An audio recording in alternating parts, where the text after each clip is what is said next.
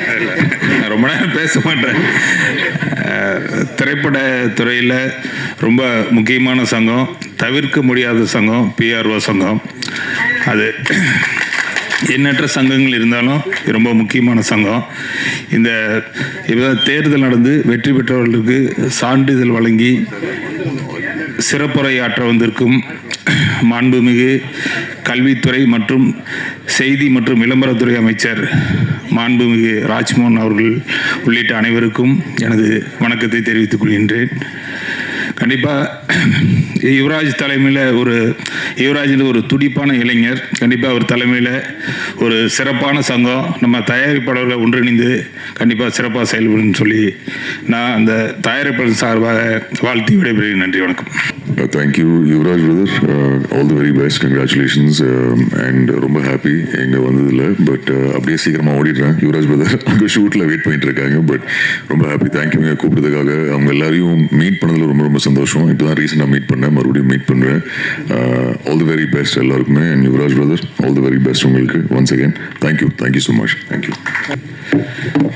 மாண்புமிகு அமைச்சர் அவர்களுக்கு, திரைப்படத்துறை அமைச்சர்களுக்கு ஒரு கோரிக்கையை சொல்லலான்னு இருந்தேன். ஏன்னா எல்லா சங்கங்களுக்கும் ஒரு தனியாக ஒரு அலுவலகம் இருக்குது. திரைப்பட தயாரிப்பாளர் சங்கத்துக்கு மட்டும் எந்த அலுவலகமே கிடையாது. நாங்கள் வாடகையில் தான் இருக்கோம். அதனால் அப்படியா, முதல்ல நாங்கள் ஒரு அலுவலகம் தான் ஒரு கோரிக்கையாக இப்போ இருக்கிற சிஎம் உடைய அப்பா எஸ்ஐ சார் எப்போ வந்தாலும் பொதுக்குள்ள சண்டை பண்ணுவார். நீங்கள் ஒரு கட்டடத்தை கட்டுங்கினாரு, அவர் தலைமையிலேயே கண்டிப்பாக எங்களுக்கு ஒரு இடத்த கொடுத்தா போதும், நாங்களே கட்டிக்கிறோம். இது காலங்காலமாக ஒரு இப்போ இருக்கிற சிஎம்முக்கும் நம்ம சினிமா அமைச்சருக்கு ஒரு பேராக இருக்கும், உங்களுக்கு ஒரு பெரிய பெருமையாக இருக்கும். கண்டிப்பாக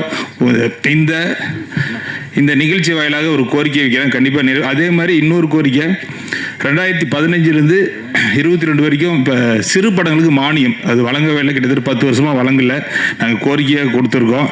அந்த கோரிக்கையை நிறைவேற்றுவார்னு சொல்லி ஒரு பணிவான வேண்டுகோளை கேட்டுக்கிறேன். நன்றி. பாசமிகு தம்பி மாண்புமிகு அமைச்சர் ராஜ்மோகன் அவர்களுக்கு வணக்கம்.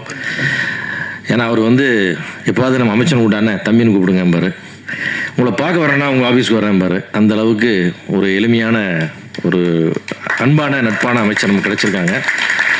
நான் முதல்வரை சந்தித்த போது அவர்கிட்ட நான் சொன்ன ஒரு விஷயம் இதுதான். சார், மிக்க நன்றி. தமிழ் எங்களுடைய தெரிஞ்ச அரசியல் வரலாற்றில் முதல் முறையாக சினிமா பற்றி தெரிஞ்ச, சினிமாக்காரர்களை புரிஞ்ச நட்பான ஒருத்தர் சினிமாத்துறைக்கு அமைச்சராக கொடுத்துருக்கீங்க. நன்றின்னு அவர்கிட்டயே சொன்னேன். அதனால் ஒரு மட்டற்ற மகிழ்ச்சி. ஏன்னா இவ்வளவு ஃப்ரெண்ட்லியான ஒரு அமைச்சரை நாங்கள் இவ்வளோ வாழ்நாளில் சந்திக்கல. எல்லாரும் தூரமாக நிற்பாங்க, ஒரு வணக்கம்னு சொல்லுவோம், அதோட சரி. தவிர இந்த மாதிரி வாங்கண்ணேன்னு கூப்பிடுற ஒரு அமைச்சர் எங்களுக்கு இல்லை. அதுமில்ல இந்த சினிமா துறை தெரிந்த அமைச்சர்களுக்கு இது வரைக்கும் வந்ததில்லை. ஏன்னா நாம் போய் ஒன்று விளக்குவோம், அது அவங்களுக்கு புரியாது. அது நம்ம என்ன கேட்குறோமோ அது கரெக்டாக போய் ரீச்சே ஆகாது. அது அவங்களுடைய பல்வேறு வேலைகளில் இது கவனம் செலுத்த முடியல. இது மேலே ஒரு பேஷன் வேணும்னு நம்ம சொல்லுவோம்ல, ஒரு சினிமா மேலே ஒரு லவ் இருக்கணும், அப்போ தான் அதை செய்ய முடியும். அப்படி சினிமா மேலே அளவற்ற காதல் கொண்ட ராஜ்மோகன் அவர்கள் நம்ம துறைக்கு கிடைச்சது நம்முடைய பெரிய அதிர்ஷ்டம். அது அதுக்காக மீண்டும் ஒரு முறை இங்கே முதல்வருக்கு நன்றி சொல்லிக்கிறோம். பிஆர்ஓ யூனியன் அப்படின்றது எங்களுடைய சினிமாவோட ஒரு ஆணிவேர் மாதிரி.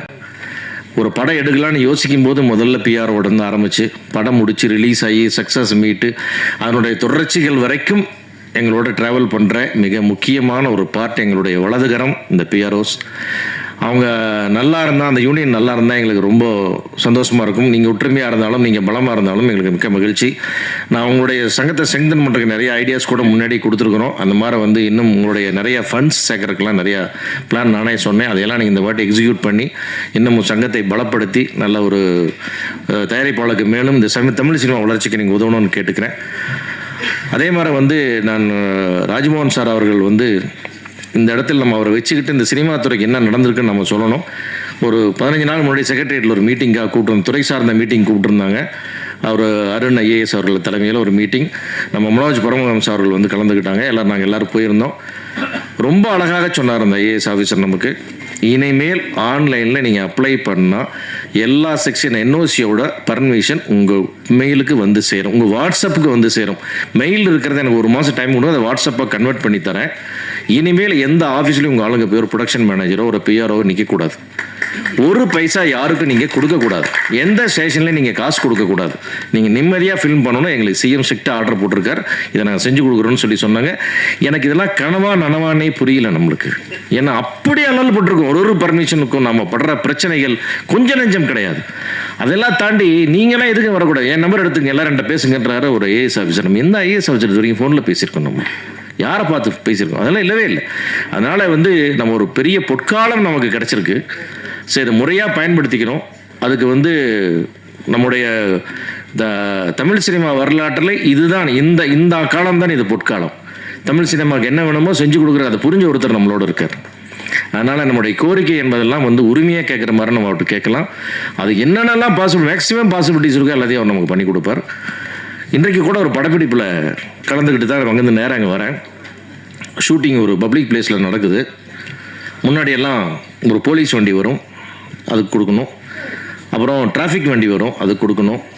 பெட்ரோல் வண்டி வரும், அது கொடுக்கணும். இன்றைக்கு ஷூட்டிங் ஸ்பாட்டில் நான் இருந்தேன்.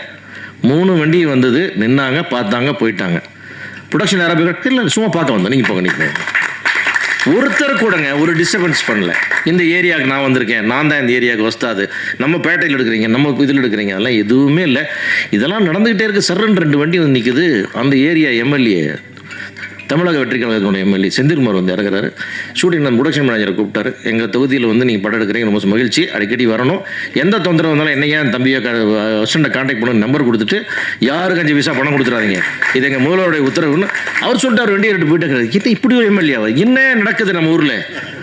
இப்படி எல்லாமே எங்களுக்கு பிரமிப்பாகவே நடந்து கொண்டிருக்கு. அடிக்கடி கிள்ளி பார்த்துக்க வேண்டியிருக்குது, கனவா நனவான. அந்த அளவுக்கு ஒரு அற்புதமான ஆட்சியை கொடுத்து கொண்டிருக்கிற நம்முடைய முதல்வரோட ஆட்சியில் இருக்கிற நம்முடைய ராஜ்மோகன் சாருக்கு மிக்க நன்றி. இவ்வளோ பேஷண்டாக நீங்கள் இவ்வளோ வேலைக்கு நடுவில் இவ்வளோ சிரமமாக இருக்கீங்கன்னு உங்களை பலமுறை நேரில் பார்த்தேன். எத்தனை வேலை போலும் அப்படின்ட்டு அதெல்லாம் தாண்டி நீங்கள் எங்களுக்காக இவ்வளோ நேரம் கலந்துக்கிட்டீங்க. எங்களுடைய கோரிக்கைகளை நிதானமாக ஆராய்ந்து என்னென்ன பெஸ்ட்டு முடியுமோ எல்லாம் பண்ணி கொடுங்க. தமிழ்குமரன் கேட்டது மாதிரி முதலாளிகளுக்கு இடமில்லைன்றதான் எங்கள் ரொம்ப வருத்தமான விஷயம். எல்லா தொழிலாளர்கள் அமைப்புகளுக்குமே எல்லாருமே தனித்தனி இடம் வச்சுருக்காங்க. நான் முதலாளிகளை பற்றி யோசிக்கலை, அதெல்லாம் வேணான்னு. அது இந்த ஆட்சியில் எங்களுக்கு ஒன்று நடந்தால் அது முதலாளிகள் கிடைத்த கௌரவமாக எடுத்துக்கொள்வோம். அது எங்களை புரிந்தவர்கள் அறிந்தவர் நீங்கள் நிச்சயமாக செய்து கொடுப்பீர்கள். மற்றபடி இந்த பத்திரிகை தொடர்பாளர் அனைவர்களுக்கும் என்னுடைய வாழ்த்துக்களை தெரிவித்துக்கும் நன்றி, வணக்கம். எல்லோருக்கும் வணக்கம். பிஆர்ஓ அப்படின்றவங்க ஒரு படத்தோட கடைசி மக்கள் வரைக்கும் கொண்டு போய் சேர்க்குற பங்கு உங்களோடது.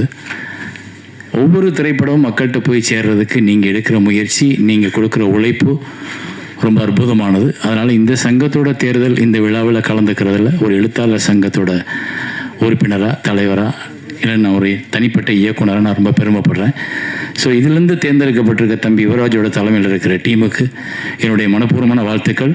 உங்களுக்குள்ள ஒற்றுமையும் சந்தோஷமும் எப்பவும் நிலைத்து நிற்கட்டும். சங்கத்தை நல்லபடியாக பார்த்துக்குங்க. அடுத்த லெவலுக்கு சங்கத்தை கொண்டு போங்க, இது என்னோட வேண்டுகோள். அடுத்ததாக இந்த நிகழ்ச்சிக்கு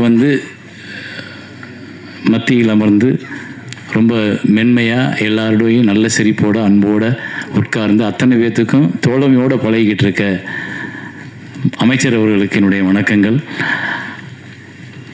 எல்லாரும் கேட்குறாங்க, ஒவ்வொருத்தரும் ஒவ்வொரு வேண்டுகோள். ஸோ நாங்கள் எழுத்தாளர் சங்கத்துக்கு இப்போ தான் வந்திருக்கோம். எங்களோட குழு எங்களோட பொறுப்பை ஏற்று ஒன்று ஒன்றா பார்த்துக்கிட்டு இருக்கோம். எங்களுக்கும் சில கோரிக்கைகள் இருக்குது. ஆனால் அதை நாங்கள் சுயநலமாக இங்கே கேட்காம உங்கள்கிட்ட நேரடியாக கேட்டுக்கிறோம். அப்புறம் இங்கே பொதுவாக கேட்க வேண்டியது என்னென்னா, திரைத்துறையில் நிறைய பிரச்சனைகள் இருக்குது. நீங்கள் பார்க்கும்போது நாங்கள் எல்லோரும் சிரிச்சுக்கிட்டு இருக்கோம். ஆனால் தனியாக வீட்டுக்கு போய் உட்காந்தா ஒவ்வொருத்தரும் ஏதோ ஒரு யோசனையில் முழுகிக்கிட்டு இருப்போம். ஒரு திரைப்படம் எடுத்த தயாரிப்பாளர் அதை எடுத்து ரிலீஸ் பண்ணுறதுக்கு 1000 தடைகளும் பிரச்சனைகளும் இருக்குது. ஒரு படத்தை எடுத்த இயக்குனர் அந்த படத்தை முடிக்கிறதுக்குள்ளே இருக்க பிரச்சனைகள் நிறையா இருக்குது. ஸோ நிறைய பிரச்சனைகள். அதாவது ஆக்சுவலி சிவா சார் சொன்னது கரெக்ட். என்னென்னா, இந்த இந்த இந்த இண்டஸ்ட்ரியை புரிந்து கொண்ட ஒருத்தர் எங்களுக்கு அமைச்சராக கிடைச்சது, அதை முதல்வர் கொடுத்ததுக்கு உண்மையிலே பெரிய ஹார்ட்ஸ் ஆஃப் சல்யூட். ஏன்னா அவங்க தான் இதை தீர்க்க முடியும். நாங்கள் இதுக்கு முன்னாடி எத்தனையோ ஆட்சிகளில் நாங்கள் எங்களோட கோரிக்கைகளை வச்சுருக்கோம். சிலது நிறைவேற்றிருக்காங்க, நிறையாவது நிறைவேற்ற முடியல. ஏன்னா அதுக்கு அவங்க பக்குவமாக உட்காந்து பேசலை. இங்கே நீங்கள் எங்களுக்கு ஒரு குழு உருவாக்கி என்ன பிரச்சனைகள் இருக்குது, இதை எப்படி சால்வ் பண்ணலாம். இங்கே அண்ணே ஒரே ஒரு சொன்னேன், இங்கே எல்லாரும் பிழைக்கணும். படம் ப்ரொடியூஸ் பண்ணும்போதே நாங்கள் வரி கட்டிடுறோம். ஆர்டிஸ்ட்லேருந்து நம்ம லொக்கேஷன்லேருந்து எல்லாத்துக்கும் வரியை கொடுத்துட்றோம். ஆனால் அந்த படத்தை ரிலீஸ் பண்ணுறதுக்கே தடுமாறும் பொழுது வரி அரசாங்கத்திற்கு போயிடுது. ஆனால் அதை எடுத்த தயாரிப்பாளரோ எடுத்த இயக்குனரோ தேங்கி நிற்கும் போது அவனுக்கு வாழ்க்கை யார் கொடுக்கறது? அப்படின்றப்போ இங்கே பிறந்த ஒவ்வொருத்தனுக்கும் வாழ உரிமை இருக்குது. அப்போ அந்த வாழ உரிமையை ஏற்படுத்தி கொடு அப்படின்னு தான் அரசாங்கத்திட்ட நாங்கள் எங்களோட வரியை செலுத்தி ஒரு சல்யூட் அடிக்கிறோம். அதுக்கு எங்களுக்கு ஒரு வாழ்க்கை வேணும் அப்படின்னா எல்லாரும் பிழைப்பதற்கான வழியை அரசு உருவாக்குவதற்கு நீங்கள் திரைத்துறைக்கு ஒரு குழுவை உருவாக்கி அதன் மூலம் ஒரு 10 நாள் 15 நாள் எங்களோட டிஸ்கஷன் பண்ணிங்கன்னா என்னென்னலாம் இருக்குது, எப்படி எல்லாம் அதை சரி பண்ணலாம். இங்கே எப்படி எல்லாரும் சார் சொன்னார்லப்பா, ஒரு போலீஸ்காரர் வர்றாரு வேணான்னு சொல்கிறாரு, சல்யூட் அடிக்கிறாரு, யாரும் கேட்க மாட்டாங்க போங்கன்னு சொல்கிறார். அதே போல் ஒரு நாள் இங்கே திரைத்துறையில் எல்லாரும் நல்லா இருக்காங்க, எல்லாரும் பிழைக்கிறாங்க, எல்லாரும் படம் ஓடுது, எல்லா இயக்குனரும் நல்லா இருக்காங்க, எல்லா தயாரிப்பாளர்களுக்கு வீடு இருக்குது அப்படின்ற நிலைமை வரணும்னா அது இந்த காலகட்டத்தில் நடந்தால் தான். இந்த காலகட்டம் தான் அதுக்கு சரியான காலம். ஏன்னா எங்கள் எல்லாரோட விஷயத்தையும் உற்று நோக்கிற தெரிஞ்ச ஒவ்வொரு நாள் ஷூட்டிங்கில் என்ன பிரச்சனைன்னு தெரிஞ்ச ஒரு முதலமைச்சர் இங்கே உட்காந்துருக்கார். ஸோ அவர் மூலமாக தான் எங்களுக்கு இதில் விடிவு காலம் வரும்னு நாங்கள் நம்புகிறோம். ஒரு சாதாரண இயக்குனராக நான் அதை உங்கள்கிட்ட முன்வைக்கிறேன். இதுக்கு என்ன நீங்கள் முயற்சி எடுத்தாலும் அதில் முதல்ல கூப்பிடுறாள் என் பெயராக இருந்தால் நான் சந்தோஷப்படுவேன். நன்றி, வணக்கம். எல்லோருக்கும் வணக்கம். மாண்புமிகு அமைச்சர் அவர்களுக்கு வணக்கம். இங்கே இருக்கிற எல்லா பெரியவங்களுக்கும் வணக்கம். ரொம்ப சந்தோஷமாக இருக்குது இங்கே இருக்க. நாங்கள் எவ்வளோ தான் உருட்டி புரண்டு படம் எடுத்தாலும் அது மக்களுக்கு கொண்டு போகிறது நீங்கள் தான். உங்கள் எல்லாத்தையும் ஒரே ரூமில் பார்த்து ஒரு நன்றி சொல்லலாம் தான் எனக்கு தோணுச்சு. என்னோடய வாழ்த்துக்கள் யுவராஜுக்கும் எல்லா வின்னர்ஸ்க்கும். நான் ரொம்ப க்ளோஸ் குவார்ட்டர்ஸில் ஒரு படம் நிறைய பேர்த்தோட நான் ஒர்க் பண்ணியிருக்கேன். வந்த டைம்லேருந்து ஒரு படத்தை எப்படி மக்களுக்கு கொண்டு போகணுன்னு ட்ரை பண்ணி அந்த ப்ரெஷர் எல்லா ஃபோன் கால்ஸையும் எடுத்து எப்படி கொண்டு போகிறாங்கன்னு நான் பார்த்துருக்கேன். அது நிறையா க்ரியேட்டிவிட்டியும் நிறையா வரும். போர் தொழிலில் போய் யுவராஜ் என்ன பண்ணார் நான் பார்த்தேன். வேர்ட் ஆஃப் மவுத்னால தான் இது போகணுன்னாரு, அதே தான் நடந்தது. ஸோ பல creativity, out of the box thinking. நான் இப்போ கூட இந்த ஷாலுக்கு பதிலாக டவல் போடுறது தான் ஃபஸ்ட் டைம் பார்க்குறேன். அப்போ கூட சார் சொன்னார், அட்லீஸ்ட் இதில் ஏதாவது யூஸ் இருக்கும், ஷால்னால ஒன்றும் நடக்காது அப்படின்னு உதயகுமார் சார் சொன்னார். அதே மாதிரி அவுட் ஆஃப் த வேர்ல்டாக ஒருத்தர் பண்ணார். RS கார்த்திகேயன் சார் வந்து 3 துண்டோடு வந்தார்.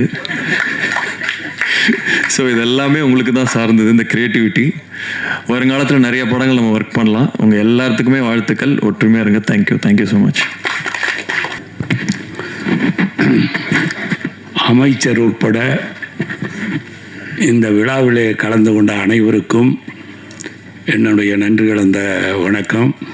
இந்த விழாவிலே கலந்து கொண்ட அனைவருக்கும் என்னுடைய வணக்கத்தை தெரிவிப்பதோடு சில இடங்களில் பேசாமல் இருக்கிறது நல்லதுன்னு என்னுடைய உரையை முடித்துக் கொள்கிறேன். நன்றி, வணக்கம். திரையுலகில் நடிகனாக பேசுகிறதா எழுத்தாளனாக பேசுகிறேன் ஒரு குழப்பத்தில் இருந்தேன். எழுத்தாளனாக பேசிடுறேன். ஏன்னா இப்போ தான் லேட்டஸ்ட்டாக எலெக்ஷனில் தென்னிந்திய திரைப்பட எழுத்தாளர் சங்கத்தில் இணைச்செயலாளராக வெற்றி பெற்றிருக்கேன். அதனால் எழுத்தாளராக பேசிடுவோம். உங்களுக்கு வந்து கிறிஸ்டியன் மதத்தை பற்றி தெரியும்னு நினைக்கிறேன். அதில் வந்து ஈஸ்டர்னு ஒரு பண்டிகை வரும். அந்த பண்டிகை அன்னைக்கு அந்த ஹால் முல்லாம் இருட்டாயிடும். பக்தரெல்லாம் கையில் மெழுகுவர்த்தி வச்சுருப்பாங்க. பாஸ்தான்னு சொல்லக்கூடிய ஒரு மெழுகுவர்த்தியிலேருந்து அந்த ஒளி வந்து மற்ற ஒளிகளுக்கு வந்து ஒளிபரப்பப்படும். அப்படி இப்படி இருட்டாக இருக்கும்போது அந்த ஒரு ஒளி யார் எடுத்துகிட்டு வரான்னு வெயிட் பண்ணிட்டே இருப்போம். அந்த ஒரு ஒளி கிளம்பி இன்னொரு கையில் கொடுக்கும். அது கரெக்டாக 5 நிமிஷத்தில் 1000 திரிகளை வந்து வெளிச்சமாக்கணும். அந்த ஒரு ஒளியாக உங்களை நான் பார்க்குறேன். நீங்கள் தான் இங்கே திரிமாவில் இருக்கிற அத்தனை பேருக்கும் ஒரு ஒளியாக இருந்து ஒளியை பரப்ப பண்ணீங்க. தென்னிந்திய திரைப்பட எழுத்தாளர் சங்கம், இது அதாவது தென்னிந்திய திரைப்பட பத்திரிகையாளர் சங்கம்னு சிஸ்டர் சொல்லிட்டே இருந்தாங்க. பத்திரிகை தொடர்பாளர் சங்கம், பத்திரிகையாளர்கள் தான் வந்து அவங்களுக்கு தொடர்பு படுத்தி இதை நியூஸை போடுங்கன்னு சொல்கிறதே அவங்க தான். ஆமாம், நீங்கள் நிறைய கூட அர்த்தம் சொன்னீங்க சார். அதாவது நான் விருதுநகரில் பிறந்து காலேஜில் படிச்சுட்டு இன்றைக்கி நான் வந்து ரவி மரியா விரிவுரையாளர் அப்படின்னு ஒரு போர்டு தான் எங்கள் வீட்டுக்கு முன்னாடி தொங்கியிருக்கும். இன்றைக்கி தமிழர்கள் எங்கெல்லாம் இருக்காங்களோ அங்கெல்லாம் ரவி மரியா இவன் தான் சொல்ல வச்ச பெருமை இந்த பத்திரிகை தொடர்பாளருக்கு சாரும். அவங்களுக்கு எத்தனை முறை நன்றி சொன்னாலும் இன்றைக்கி நம்முடைய மாண்புமிகு முதலமைச்சராக இருக்கிற திரு சி ஜோசப் விஜய் அவர்கள் முதல்ல நடிக்க வராரு. என் பையனை அறிமுகப்படுத்த போகிறேன், இந்த நியூஸை பத்திரிகை கொடுத்துருங்கன்னு உங்கள்கிட்ட தான் எஸ் சுந்தர் சார் ஃபஸ்ட் உடஞ்சி ஒப்படைச்சிருப்பார். உங்கள் கைராசி இன்றைக்கி அவர் முதல்வராக இருக்கார். நேற்று வந்து நைட்டு வந்து ஒரு பிளாட்ஃபார்ம் கடையில் நான் எப்பவுமே சாப்பிட ரொம்ப டேஸ்ட்டாக இருக்குன்னு சொல்லிட்டு நண்பரோட போய் அப்போ அந்த பிளாட்ஃபார்ம் வசிக்கிறதுல 10 வருஷம் பார்த்துட்டே இருக்கேன். அவர் சொன்னார், என்னண்ணே தாவேக்கால் இணைஞ்சிட்டிங்களாமே அப்படின்னு. அரசியல் பேச நினைக்காதீங்க, ஒரு ஈமெயிலுக்காக சொல்கிறேன். அது வந்து உங்களுக்கு தான் நான் இணைஞ்சதாக தெரியும். நான் விஜய் சார் நானும் 30 வருஷம் நண்பர்கள். குஷி படத்தில் நான் அசோசியேட் இருக்கும்போது அப்படின்னு. அப்படியாண்ணே நானும் இணைஞ்சிட்டேன் அப்படின்னாரு. என்ன இணைன்னு இணைஞ்சிங்களா? இல்லைண்ணே, கடந்த ஆட்சியில் கவுன்சிலருக்கு 500 ரூபா, போலீஸுக்கு 500 ரூபா, டெய்லி 1000 ரூபா கொடுத்து மாதம் 30,000 ரூபா கப்பம் கட்டிட்டு இருந்தேன். என்னைக்கு விஜய் சார் ஆட்சிக்கு வந்தாரோ இன்ன வரைக்கும் மாதம் எனக்கு 30,000 மிச்சம் ஆகிட்டு இருக்கு அப்படின்னாரு. அவ்வளோ சிறப்பாக இந்த ஆட்சி போகுது. சிவா சார் சொன்னாங்க, இந்த போலீஸில் எங்கேயுமே பெர்மிஷன் பிரச்சனை இல்லை, யாரும் வந்து காசு கேட்கறது இல்லை, எந்த தொல்லையும் இல்லைங்கன்னாரு. இதை நடிகனா நான் ஒரு 3 படத்தில் பார்த்துட்டேன், நானே சாட்சி. இப்படி ஒரு அற்புதமான ஆட்சியை மக்களுக்கு கொடுத்துட்டு இருக்கீங்க சார். ஆனால் சினிமாவிலிருந்து போன ஒரு முதலமைச்சர், சினிமாவிலிருந்து போகிற எங்களுடைய துறை அமைச்சர் ராஜ்மோகன் சார் வந்து நான் நடித்த நான் சிரித்தால் படத்துடைய படத்தில் நிகழ்ச்சி தொகுப்பு பண்ணி நினைக்கிறேன் சார். கொரோனாவுக்கு முன்னாடி நான் அன்றைக்கி ஒரு ஸ்பீச்சை கேட்கும்போது உண்மையிலே இவர் ஒரு நல்ல ஸ்பீச்சராக இருக்காரு, ஒரு நல்ல எதிர்காலம் இருக்குது, இப்படி சினிமாவிலேயே ட்ரை பண்ணிட்டு இருக்காருன்னு நினச்சேன். ஆனால் காலம் உங்களை சரியான இடத்துல சேர்த்து இன்றைக்கி அமைச்சராகிருக்கு சார். காலத்திற்கும் இயற்கைக்கும் ரொம்ப நன்றி சார். எங்களுடைய கோரிக்கை ஒன்று தான் சார். வருடம் விருதில் வந்து 7 வருடம் 8 வருடம் சேர்த்து கொடுக்கப்படுது. சிறந்த நடிகர், சிறந்த தொழில்நுட்ப கலைஞர்கள், சிறந்த இயக்குநர்கள் இப்படின்னு எப்பயுமே 8 வருஷம் 5 வருஷம் சேர்த்து தான் கொடுக்குறாங்க. சம்டைம் அந்த அவார்டு வாங்குறவங்க நோம்பு இல்லாமல் கூட போயிடுறாங்க சார். இப்போ நீ எனக்கா இல்லை, எங்களுக்காக ஒன்று பண்ணணும். வருடம் அந்த வருடம் முடிஞ்சு ஜனவரி மாதம் பிப்ரவரி மாதத்துக்குள்ளே அடுத்த வருடத்துக்கான அவார்டை உடனே அனௌன்ஸ் பண்ணுற மாதிரி ஒரு குழு அமைத்து வருஷம் உடனே கிடைக்கணுங்கிற மாதிரி பண்ணணும் சார். ஏன்னா அப்பொழுதுதான் அந்த படத்துக்கான மரியாதை, அந்த நடிகனுக்கான மரியாதை, அந்த தொழில்நுட்ப மரியாதை கிடைக்க நான் விரும்புகிறேன். 5 வருஷம் இந்த படத்தை நீங்கள் பண்ணீங்களா, வாழ்த்துக்கள் பாஸ் சொல்லும்போது அந்த கிக்கே குறைஞ்சிருது. ஸோ விருதுகளை மட்டும் அப்பப்போ வழங்கணும். எழுத்தாளர் சங்கமாக என்னுடைய கோரிக்கையில் வந்து என்னென்னா, நம்ம தலைவர் சொல்லிட்டாரு, நான் எழுதி உங்கள்கிட்ட கொடுக்குறேன்னாரு. அவங்க கொடுப்பாங்க. தமிழ் துறைகளுக்கு உண்மையிலே ஒரு வார்த்தை சொன்னாங்க யாரும், இந்த பீரியடில் தமிழ் திரையுலகம் வந்து தப்பிக்கிறாங்க, வேறு எந்த பீரியடுமே தப்பிக்க முடியாதுன்னு சொன்னாங்க. ஏன்னா நம்மளிடம் இருந்தவர், நம்மளுடைய நட்பாக இருந்தவர் இன்னைக்கு முதலமைச்சராக இருக்காரு. இந்த துறையை காப்பாற்றுறீங்கன்னா தமிழ்நாட்டில் உள்ள அத்தனை துறையும் நீங்கள் காப்பாற்றுதான் அர்த்தம் சார். எனவே தமிழ் துறையில் அத்தனை பிரச்சனைகளும் நீங்கள் தீர்க்கணும்னு வேண்டிக்கிறேன்.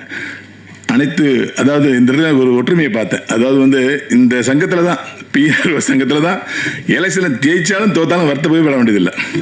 90 பேருக்கு பதவியேற்பு விழா, 90 பேருக்கு பதவியேற்பு விழா. உண்மையிலே உங்களுடைய பரந்த மனசு அதை காட்டுது. ஒருவர் கூட புண்படக்கூடாது. இவருடைய ஃபர்ஸ்ட் படத்துக்கு பிஆர் வந்து மௌன ரவி என்ன, அவரை கூட்டு வந்து அவரை ஹானர் பண்ணது, பொதுக்குழு உறுப்பினராக்குனது, அமைச்சர் வந்து கீழே இறங்கி போய் அவரை வந்து நான் வரேன்னு சொல்லி ஃபோட்டோ எடுத்தது, இதெல்லாமே வந்து ரொம்ப சந்தோஷமா இருக்கு. இந்த நிகழ்வுலாம் பல வருஷம் நடக்காமல் இருந்துச்சு, இப்போ நடந்துட்டு இருக்கு. அனைவருக்கும் என்னுடைய மனமார்ந்த வாழ்த்துக்கள். நன்றி. முந்தி பிறந்தவளே, மொழிக்கெல்லாம் தலைமகளே, கவிஞர்கள் சிந்தனை வான் மீது சிறகடித்து பரப்பவளே, சந்தன பொய்கையிலே சதுராடி நிற்பவளே, சென்னை நந்தனம் பேராசிரியர் உன் நல்லடியை வணங்குகிறேன். வணக்கம். வெல்லும் மோகன், வெல்லும் மோகன், தமிழ் சொல்லெடுத்து விளையாடும் மோகன், எல்லையில்லா வெற்றிகளை பதித்த மோகன், பைந்தமிழால் உயர்ந்த மோகன், பாசமோகன், நேசமோகன், இன்று நெடுநேரம் அமர்ந்திருக்கும் மோகன், அன்பு மோகன், அறிவு மோகன், அன்பு சகோதரன் அமைச்சர் ராஜ்மோகன் அவர்களுக்கு பல்லாண்டு வாழ்க. உங்கள் எளிமையை கண்டு எல்லோரும் பாராட்டினார்கள், நாங்கள் புலமையை கண்டு பாராட்டுகிறோம். இந்த இடத்திலே அன்பு தங்கை, அறிவு கங்கை, சூப்பர் ஸ்டார் பெற்றெடுத்த செல்ல மகள் வந்து உட்கார்ந்திருப்பது இன்னும் சிறப்பு. நல்ல பலத்த கரவொலி கொடுங்க. ஏன்னா பெரிய பொற்காலம் படைத்த ஒரு கலைஞன், பாடலாசிரியரே வியக்க வைத்த ஒரு வெற்றிக்குமார், வீரகுமார், கைகட்டி இருக்கும் உதயகுமார். எனக்கு ரொம்ப சந்தோஷமாக இருக்கிறது. அங்கே வெற்றியை தரியா, இங்கே வெற்றியை தரியார் என்று எனக்கு முன்பு பேசிய ரவி மரியா அவர்கள் அங்கே உட்கார்ந்திருக்கிறார். நானாம் தமிழ் பேராசிரியர், குறைந்த நேரம்தான் பேசுவேன், 1 மணி நேரம், இத்தோடு முடிக்கிறேன். நன்றி, வணக்கம். தென்னிந்திய திரைப்பட பத்திரிகை தொடர்பாளர் யூனியன் எலெக்ஷனில் வெற்றி பெற்ற அற்புதமான தலைவர் யுவராஜ், யங்ஸ்டர், எல்லாம் யங்ஸ்டர்ஸே ஜெயிச்சிருக்காங்க. அதில் ஒருத்தர் விஜய் முரளி நவம் மாதிரி, பொருளாளர் வி.கே. சுந்தர் மற்றும் இந்த அணியினர் புவனேந்திரன், சதீஷ்குமார், பாலசுப்ரமணியம், எம்பேரில் ஒருத்தர் ஆர்.வி. உதயகுமார், கிளாமர் சத்யா, மதுரை செல்வம், மதிவொலிக்குமார், நிகில் முருகன், ராமானுஜம், நிதிஷ், ஸ்ரீராம், சதீஸ்வரன், பரணி, அப்புறம் மறைச்சிட்டாங்க, அதனால் தெரியல, ஆகிய அனைத்து நல் உள்ளங்களுக்கும் வெற்றி பெற்ற உங்கள் அனைவருக்கும் எனது நல்வாழ்த்துகள். இதில் என்னென்னா, இந்த சங்கத்தை முதல்ல உருவாக்குனது யார்? டைமண்ட் பாபுவோட அப்பா இல்லையா? அதுக்காகவே ஒரு கௌரவ தலைவராக டைமண்ட் பாபு அவர்களையும் அப்புறம் சுரேஷ் சந்திரா அவர்களையும் நீங்கள் போட்டது வந்து ரொம்ப மிக சிறப்பான விஷயம். ஏன்னா எல்லாரையும் இணைத்து எல்லாரையும் அணைத்து செல்வது தான் ஒரு நல்ல தலைமை பண்புக்கு அழகு. அதை நீங்கள் செஞ்சுருக்கீங்க. அதே உங்களுக்கு மிகப்பெரிய வெற்றி. ரவி மரியா சொன்ன மாதிரி இருக்கிற எல்லா மெம்பர்களுக்கும் இன்றைக்கி விருது கொடுத்துட்டீங்க, எல்லாத்தையும் நீங்கள் வந்து கௌரவிச்சிருக்கீங்கன்றது ரொம்ப சிறப்பு. இப்படி தான் இருக்கணும் சங்கம்னா, எந்த போட்டியும் பொறாமையும் இல்லாமல், எந்த ஒரு பாகுபாடும் இல்லாமல் எடுத்த ஒரு திரைப்படத்தை மக்களிடம் கொண்டு போய் சேர்ப்பதற்காக உழைக்கிற உங்களுக்கு எனது உளமார்ந்த வாழ்த்துகள், நன்றி. ஏன்னா திரையுலகம் உள்ளவரை உங்களுக்கு நன்றி செலுத்தி கொண்டே இருக்கும். ஏன்னா நீங்கள் எப்படி கடைசி வரையில் சில கம்பெனி காசே கொடுக்க மாட்டாங்க, அதை மட்டும் நீங்கள் வெளியவே சொல்ல மாட்டீங்க. வெளியே சொன்னால் கேவலம் ஆகிடும் அப்படின்னு அடுத்தவனுக்கு வர்றதையும் கெடுத்து விட்டுறக்கூடாதுன்ட்டு மனசுக்குள்ளேயே வச்சுருப்பீங்க. போகிறவெல்லாம் திட்டுவான், எனக்கு தெரியும். உங்களுக்கும் எனக்கும் உள்ள தொடர்பு தான், வேறு ஒன்றும் இல்லை. ஆனால் நான் கொடுக்காம விட்டதில்லை, எங்கள் கம்பெனிலாம் கொடுக்காம. பட் இருந்தாலும் சிறப்பாக செயல்படக்கூடிய உங்களுக்கு இன்னும் மென்மேலும், இன்றைக்கி இருக்கிற சினிமா வந்து ஒரு வாரம் ஓடுற படம் 2 நாள் ஓடுற படமாக குறைந்து கொண்டிருக்கின்ற இந்த காலகட்டத்தில் பல நாள் ஓடக்கூடிய திரைப்படங்களாக மாற்றுவது எப்படி என்பதை நீங்கள் முனைப்போடு செயல்படணும். உங்கள் கையில் தான் இருக்குது. அதே மாதிரி எல்லாரும் அமைச்சர் என் அன்பு சகோதரர் ராஜ்மோகன் அவர்களுக்கு நிறைய கோரிக்கைகள் இன்னும் நிறைய இருக்குது, வந்துகிட்டே இருக்குங்க. நீங்கள் ஒன்றும் அதை பற்றி பயப்படாதீங்க. நான் முதல்ல நானும் செல்வமணி சாரும் போகும்போது அவர் சொன்னானே, உங்களுக்கு ஏதாச்சும் என்ன கேளுங்கண்ணே, அதான் சொன்னார் அவர். அதனால் செய்கிற மனப்பான்மை இருக்கிற தலைவன் இருக்கிற வரையில் நம்ம கேட்காமையே செய்வாங்க. நம்ம கேட்டாலும் அதை பற்றி கவலைப்பட மாட்டாங்க. நீங்கள் கேட்காமையே நாங்கள் செய்வோன்ற தலைமை இன்னைக்கு தமிழகத்தை ஆண்டு கொண்டிருக்கிறது. அன்பு சகோதரர், நான் தான் சொன்னேன், நான் ஒரு சின்ன விஷயத்தை சொல்கிறேன். நானும் எத்தனையோ முதல்வர்களை பார்த்துட்டேன், போய் பார்த்துருக்குறோம், க்யூவில் நின்று பார்த்துருக்கோம், பார்க்க முடியாமையும் வந்திருக்கோம். ஆனால் திரு ஜோசப் விஜய் அவர்களை பார்க்கும்போது, எனக்கு முதல்வராக பார்க்கும்போது என்னால் பேச முடியல. கண்ணே, நான் உன்னை என்னன்னு கூப்பிடுறது அப்படின்னு. உண்மையிலுமே நான் உன்னை என்ன முதல்வர்னு கூப்பிடுறதா, ஐயான்னு கூப்பிடுறதா? அவர் இளம் வயதினராக இருக்கும்போது வந்து எனக்கு தெரியும் என்னன்னு கண்ணே கூப்பிடுறது அப்படின்னு. இப்போ சொன்னீங்க பாரு கண்ணேன்னு, அப்படி தானே, நான் உங்கள் கண்ணு தானே, என்னை கண்ணனே கூப்பிடுங்கன்னு சொன்ன ஒரே முதல்வர் இன்றைய எளிமையான நமது முதல்வர். உண்மையிலுமே நான் அப்படியே கண் கலங்கிட்டேன். யாருங்க அப்படி சொல்லுவான்? எல்லாரும் கேட்டாங்க, என்னங்க அதிமுக விட்டு இங்கே வந்துட்டீங்கன்னா, எங்கள் குடும்பத்துக்கு வந்திருக்கிறேன்னு சொன்னேன், அவ்வளோதான். ஜோசப் விஜய் அவர்கள் நமது குடும்பம், அவ்வளோதான். அவர் கூட நம்ம நிற்காம வேற எவையா நிற்பான்? நம்ம எல்லாரும் நிற்கணும். அவர் 41 பேரை வந்து பலி கொடுத்துட்டு பரிதவிச்சுக்கிட்டு இருந்த காலம், அடுத்த நாளே இதே இடத்துல இதே அரங்கத்தில் அவர் மீது எத்தனையோ குற்றச்சாட்டுகள் பறந்து கொண்டிருக்கிறது. அப்பவும் நான் சொன்னேன், இந்த திரையுலகம் மட்டுமில்லை, நான் மட்டுமில்லை, அனைவரும் திரு ஜோசப் விஜய் அவர்களுடன் தான் நிற்க வேண்டும், அதுதான் நம்மளது கடமை என்று சொன்னேன். ஸோ இறைவன் சும்மா விடலை. 2 வருஷத்தில் ஒரு கட்சி ஆரம்பித்து அது ஆட்சியை பிடித்த ஒரு சரித்திரத்தை உருவாக்கி மக்களிடத்திலே இப்படி ஒரு பேர். கோயம்புத்தூர்லேருந்து ஒருத்தர் ஃபோன் பண்ணுறாரு, பிரதர் நம்ம வருஷம் வந்து ஸ்கூலுக்கு பணம் கட்டுவோம்ல மாமூல், அது இல்லை பிரதர், எனக்கு ஃபோன் வருது, வீட்டுக்கு வருது ஃபோனு, நீங்கள் வந்து பர்மிஷன் உங்களுக்கு ரெடி, வந்து வாங்கிட்டு போங்கன்னு. அந்த மாதிரி துறைக்கு ஒரு அமைச்சர் நமது துறையிலிருந்து வந்திருக்கிறாருன்னா ராஜ்மோகன் அவர்களுக்கு வாழ்த்துகள். ஏன்னா படிக்கிற குழந்தைங்க படிக்கிற ஒரு பள்ளிக்கூடத்துக்கு லஞ்சம் வாங்குகிற கவர்மெண்ட் உலகத்தில் இருந்திருக்குன்னா அதுக்காக நம்ம வெட்கப்படணுமே தவிர, இன்றைக்கி அந்த நிலைமை மாறி ஒரு இண்டஸ்ட்ரியலிஸ்ட்டு ஃபோன் பண்ணுறான், ஒரு பில்டர் ஃபோன் பண்ணுறான், அண்ணே 5 பைசா செலவு இல்லாமல் எனக்கு பிளான் ஓகே ஆகிடுச்சுண்ணே. எப்பேற்பட்ட விஷயம்! உண்மை இது இன்னும் சிறப்பாக நடைபெற்று கொண்டே இருக்கும். அதற்கு ராஜ்மோகனை போன்ற மிகச்சிறந்த சிந்தனையாளர்கள், அவங்க அவர் அவ்வளவு கடினமான உழைச்சிக்கிட்டு இருக்காரு. அவருக்கு கொடுத்துருக்கிற துறைகளை பாருங்கள். கல்வித்துறை இது சாதாரணமான விஷயம் அல்ல. எவ்வளவு கண்ணும் கருத்துமாக இருந்து பார்க்க வேண்டிய ஒரு துறை.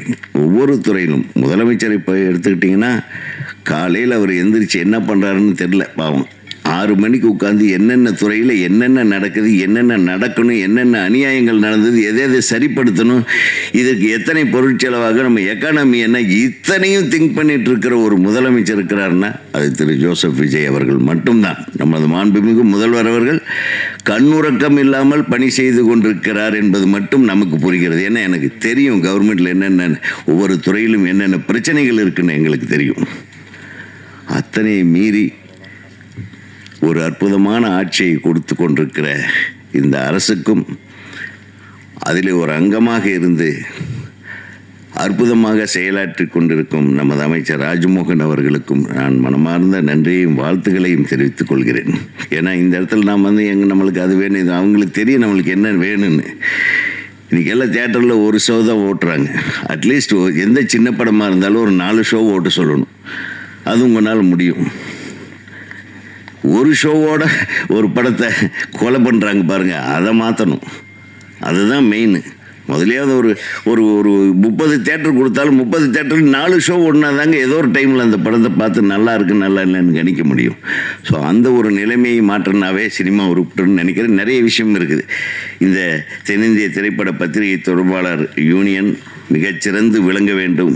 அனைவருக்கும் எனது அன்பான வாழ்த்துக்களை சொல்லி, இந்த மேடையில் அமைந்திருக்கும் நம்ம சூப்பர் ஸ்டாரோடைய வாரிசு நம்ம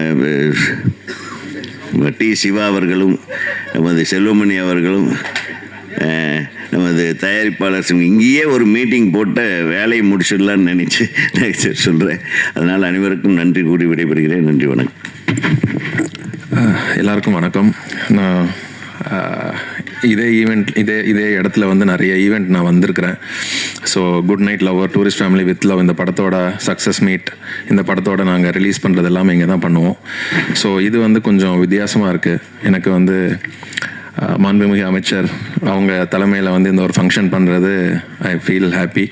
எனக்கு அமைச்சர் சாரை ஃபஸ்ட்டாக நான் எப்படி பார்த்துருக்கேன்னா, புட்சட்னி அப்படின்னு சொல்லிட்டு ஒரு இதில் ரஜினி சாரை பற்றி கபாலியோட ஒரு விஷயத்தை ஒன்று பேசியிருப்பார். கடவுள் இருக்கிறானா அப்படின்னு ஒரு சைலண்ட் லுக் எடுத்துட்டு, தலைவன் இருக்கிறான் அப்படின்னு கண்ணாடி போட்டு இறங்குவார். ஸோ அப்படி பார்த்த ஒரு நபர் இன்னைக்கு இவ்வளோ பெரிய ஒரு இடத்துக்கு இருக்கிறது ரொம்ப ரொம்ப சந்தோஷம்.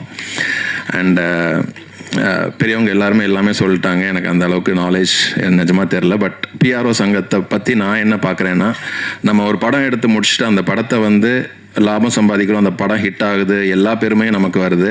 ஆனால் அது எல்லாத்தையும் கொடுத்துட்டு அவங்க அந்த வாசலில் நின்று சூப்பராக படம் பண்ணீங்கன்னு சொல்லிட்டு சிரிச்சிட்டே போவாங்க. அப்போ நான் நினைப்பேன், இவங்க எல்லாம் எவ்வளோ அன்பு நமக்கு திரும்ப கொடுக்குறாங்க, நம்ம என்ன திரும்ப கொடுக்குறோம் இவங்களுக்கு அப்படிங்கிற மாதிரி தான் எனக்கு ஒரு தாட் ப்ராசஸ் இருந்துகிட்டே இருந்தது. ஸோ உங்கள் எல்லாருக்குமே இந்த மனமார்ந்த நன்றி. அண்ட் சௌந்தர்யா அக்கா என்னோட அக்கா மாதிரி. அவங்க நிறைய ஃபங்க்ஷன்ஸ்க்கு நான் சில நேரம் இன்வைட் பண்ணும்போது கூப்பிடுவாங்க, அக்காவை கூப்பிட முடியுமான்னு, வரணுமா அப்படின்னு கேட்பாங்க. இந்த விஷயத்துக்கு யுவராஜ் கூப்பிட்டாரு.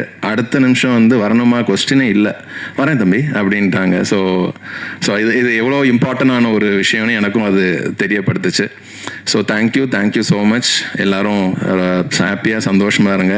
யுவராஜ் என்னோட பிரதர். அவர் 4 படத்தையும் எனக்கு ஒரு பெரிய சூப்பர் ஹிட் படமாக பண்ணி கொடுத்தாரு. 5வது நானும் அக்காவும் சேர்ந்து இன்னொன்று பண்ணுறோம். அதை பிளாக் பஸ்டராக பண்ணி கொடுப்பாருன்னு நம்புறேன். நல்ல படம் எடுத்துருவோம். ஸோ மீதியை நீங்கள் பார்த்துக்கோங்க. Thank you so much. All the best. எல்லாருக்கும் வணக்கம். ஆனரபிள் மினிஸ்டர் ராஜ்மோகன் ஐயா வணக்கம். தம்பி சொன்ன மாதிரி I'm really very happy to be here today. And எனக்கு ஒரு விஷயம் ரொம்ப ஸ்ட்ராங்காக மனசில் பட்டுச்சு. when யுவராஜ் said இந்த மாதிரி ஒரு இவெண்ட் இருக்குன்னா நான் அந்த இவெண்ட்டுக்கு வரணும் அண்ட் இந்த விஷயத்தை நான் மேடையில் சொல்லணும்னு எனக்கு பட்டுச்சு. நம்ம ப்ரொடியூசர்ஸாக, ஃபில்ம் மேக்கர்ஸாக, டைரக்டர்ஸாக பெரிய பெரிய ஈவெண்ட்ஸ் நிறைய படத்துக்கெலாம் நம்ம நிறைய பண்ணும்போது ஆக்டர்ஸ் பற்றி நிறைய பேசுவோம், சீஃப் டெக்னீஷியன்ஸ் பற்றி நிறைய பேசுவோம், நம்மளோட எக்ஸ்பீரியன்ஸ் இந்த ஃபிலிம் பற்றி நிறைய பேசுவோம். பட் நம்ம பிஆர்ஓஸ் பண்ணுற ஒர்க்கை பற்றி நம்ம பேச மாட்டேங்கிறோம். I honestly feel PROs deserve more credit. And இது எல்லா ஈவெண்ட்லேயும் அந்த கிரெடிட்ன்றது தான் எல்லாருக்கும் ரொம்ப முக்கியம். அண்ட் அது பிஆர்ஓஸ் அது backbone of a film. இங்கே நிறைய சீனியர்ஸ் சொன்ன மாதிரி ஒரு படத்தை நாங்கள் நல்ல படம் எடுக்கிறது தான் எங்கள் பொறுப்பு, பட் அது மக்களுக்கு கொண்டு போய் சரியாக சேர்க்குற வேலை பிஆர்ஓஸ்து. So thank you for all the effort. And நீங்கள் வந்து படத்தோட பூஜையிலேருந்து ப்ரீ ரிலீஸ் இவெண்ட்லேருந்து ரிலீஸ் அண்ட் போஸ்ட் ரிலீஸ் வரைக்கும் ஒரு ப்ரொடியூசரோட பயணம் ஒரு படத்தில் என்னவோ அதே பயணத்தில் நீங்களாம் ஆஸ் அ பார்ட்டாக இருக்கீங்க. So we all owe you a big big big thank you. And Riyaz sir, உங்களை பற்றி ஒரு வார்த்தை சொல்லாமல் என்னால் இறங்க முடியாது ஸ்டேஜ்லேருந்து. 30+ இயர்ஸ் இருக்குமா சார் நம்ம family association. Thank you sir, thank you. And நிறைய பேர் நீங்களாம் ஆஸ் எங்களுக்கு ஃபேமிலி மாதிரி. And Yuvraj, congratulations. எனக்கு வித் லவ் படத்துலேருந்து தான் யுவராஜ் பழக்கம். அண்ட் கொஞ்ச நேரத்துலேயே நல்லா க்ளோஸ் ஆகிட்டோம். And I feel your most best trait, Yuvraj, is your positive energy and your smile. So keep that smile, be the same. And again, inge vandu in the event la kalandukittadhula I'm very very happy and thank you very much.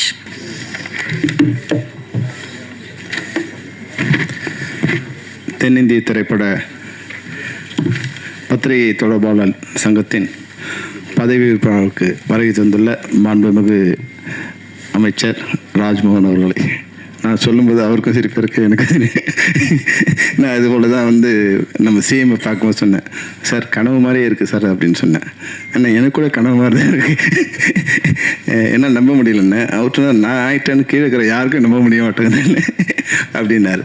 உண்மையிலே இது ஒரு கனவு தான். இந்த நிகழ்ச்சிக்கு தலைமை தாங்கியுள்ள அமைச்சர் அவர்களுக்கும் பத்திரிகை தொடர்பாளர் உறுப்பினர் அனைவருக்கும் என்னுடைய வாழ்த்துக்கள். இங்கே வந்தவர் ஒரு புது ஃபார்முலா நான் கற்றுக்கிட்டேன். எலெக்ஷனை எப்படி நடத்தணும்னு கற்றுக்கிட்டேன். இருக்கிற மெம்பர் எல்லாரையும் மேடையை இறக்கி விட்டுட்டா யாரும் ஏற்று நிற்க மாட்டாங்கிற உண்மையும் கற்றுக்கிட்டேன். அடுத்து அது ரொம்ப ஈஸியாக இருக்கும்.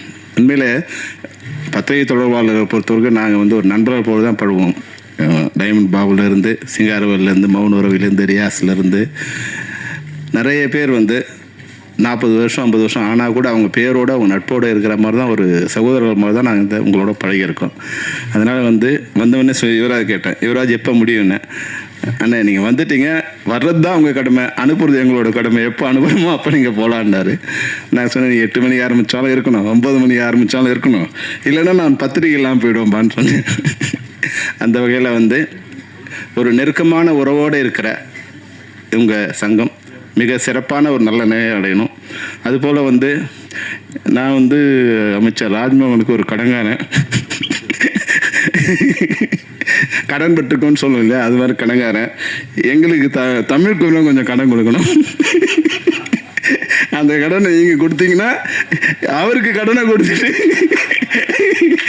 அந்த கடனை அடிச்சுட்டு எங்கள் கோரிக்கைகளை நாங்கள் கேட்போம். அதனால் வந்து என்னென்னா ஒரே ஒரு விஷயந்தான், நான் இப்போ இதுக்கு போகும்போது செக்ரட்டரியேட் போகும்போது குவியலாக மக்கள் இருந்துகிட்டே இருந்தாங்க.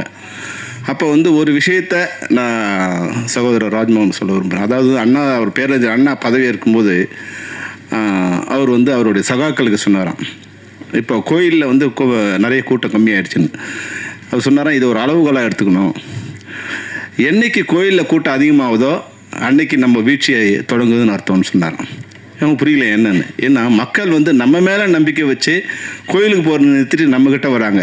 அப்போ நம்ம அவங்களோட நம்பிக்கையை, அவங்களுடைய கனவை நிறைவேற்றும்னு நினச்சி நம்மக்கிட்ட வராங்க. நம்ம மேலே நம்பிக்கையை போய்த்து கோயில்களில் எப்போ கூட்டம் அதிகமாகுதோ அப்போ அரசு மேலே நம்பிக்கை இருந்துட்டாங்கன்னு அர்த்தம். அதை ஒரு அளவுகோலாக வச்சுங்கன்னு சொன்னாங்க. அப்போ கடந்த காலகட்டங்களில் கோயில் இல்லாமல் இருந்து கோயில் குவிய ஆரம்பிச்சிடுச்சு. இன்றைக்கி நான் வந்து உங்களை பார்க்க வரும்போது உங்கள் அறையை வந்து குவிஞ்சிருக்கு, ஜனங்களால் குவிஞ்சிருக்கு. அந்த நம்பிக்கை வந்து நீங்கள் நிறைவேற்றி கொடுக்கணும் தான் எங்களுடைய. 2 நேரங்களில் அந்த கூட்டம் குறையும். ஒன்று எங்களோட கோரிக்கையெல்லாம் நிறைவேறும் போது, இல்லை உங்கள் மேலே நம்பிக்கை இல்லாத போது. எங்களோட கோரிக்கையை நீங்கள் நிறைவேற்றி அதன் மூலம் வந்து அங்கே கூட்டம் குறையணுங்கிறது தான் எங்களோட வேண்டுகோள். நிச்சயமாக தமிழ் திரைப்படத்துறையில் தயாரிப்பாளர் சங்க தலைவர் கேட்டார், எங்கள் சங்கத்துக்கு இடம் கொடுங்கன்னு. நான் கேட்குறேன், தயாரிப்பாளர்கள் வீடு விற்காத ஒரு சூழ்நிலை ஏற்படுத்துங்க, அவங்க சங்கத்தை கட்டிப்பாங்க. இன்றைக்கி வந்து ஒரு இண்டஸ்ட்ரியில் வந்து பல பேர் என்ன நினைக்கிறாங்க, சினிமாக்காரங்களுக்கு வந்து ஏதோ கவர்மெண்ட் கொடுத்துருச்சுன்னு தான். ஒரு உண்மையை நான் இந்த மேடையில் சொல்கிறேன். போன வருஷம் எங்களுடைய வருமானம், அதாவது எங்கள் மூலம் வந்து வந்த வருமானம் வந்து 3000 கோடி ரூபாய். அந்த 3000 கோடி ரூபாய்க்கு நாங்கள் கட்டின ஜிஎஸ்டி 540 கோடி ரூபாய் நாங்கள் கட்டியிருக்கோம். நாங்கள் சும்மா உங்ககிட்ட கேட்கல, இந்த அரசாங்கக்கிட்ட சும்மா கேட்கல. ஆனால் இது வரைக்கும் அரசாங்கம் எதுவுமே பண்ணலை. உண்மையை இந்த மேடையில் உறக்க சொல்வேன், எங்களுக்கு எதுவும் பண்ணல. ஒரு படத்துக்கு 7 லட்சம் ரூபா வந்து ஒரு கொடுப்பாங்க, அதுக்கு ஒரு 50 படத்துக்கு கொடுப்பாங்க. அது வந்து எவ்வளோ வரும்னா ஒரு 3 கோடி வரும். அதுபோல் ஒரு விருது நிகழ்ச்சி வரும், ஒரு 5 பவுனில் மாலை போடும். இந்த ஜனங்க என்ன நினைக்கிறாங்க, சினிமாக்காரன் கொடுத்துட்டாங்க. சினிமாக்காரனுக்கு இந்த அரசாங்கம் எதுவுமே கொடுக்கல. ஒரு 100 ஏக்கர் இடம் எங்களுக்கு கொடுத்துருக்காங்க ஒரு 15 வருஷத்துக்கு முன்னாடி. அதில் வீடு கட்டுறதுக்கு முயற்சி நாங்கள் பண்ணிகிட்டே இருக்கோம். அதனால் ஒரு வருஷத்துக்கும் இன்றைக்கி நான் போன வருஷம் 540 கோடி கொடுத்தோன்னா இந்த வருஷம் 4000 கோடி அந்த ஆண்டு வருமானம். அப்போ அதை நீங்கள் கணக்கு போட்டுங்க. அப்போ நீங்கள் வந்து எங்களுக்கு பண்ண போகிற செலவு வந்து ஒரு 100 கோடியிலேருந்து 150 கோடி பண்ணிங்கன்னா அதுவே மிகப்பெரிய விஷயமா இருக்கும். இன்னொரு அளவுகோல் நீங்கள் எடுத்துக்கலாம். என்னைக்கு வந்து திரைப்படத்துறையில் அரசாங்கங்கள் மேலே வந்து அதிருப்தி ஏற்படுதோ அப்போல்லாம் ஆட்சி மாற்றம் நிகழ்ந்துகிட்டே இருக்குது. இதை நான் வந்து ஒரு இதுவாக சொல்லலை, நீங்கள் எப்போனாலும் பார்த்துங்க. எங்களால் வெளியே சொல்ல முடியாது, ஆனால் எங்கள் மனசு குமுறிட்டே இருக்கும். எங்களோட குமுறல் எப்போ ஆரம்பிக்குதோ இப்போ எங்களை பொறுத்த வரைக்கும் ஒரு சந்தோஷமான சூழ்நிலை இருக்குது.